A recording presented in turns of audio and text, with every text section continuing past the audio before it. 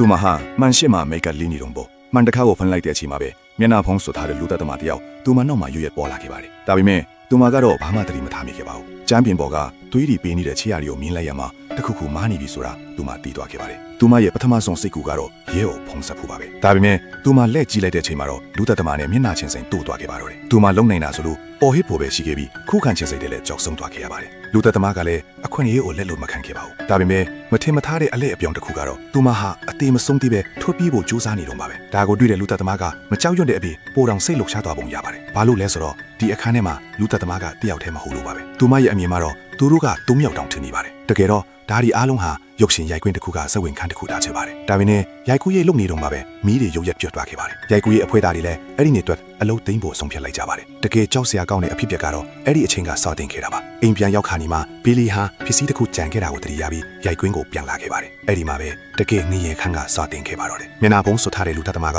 ဓားကိုထုတ်လိုက်တဲ့အချိန်သူမရဲ့နောက်ဆုံးအချိန်မှာဘီလီနဲ့မျက်လုံးချင်းစုံခဲ့ပါတယ်ဘီလီဟာ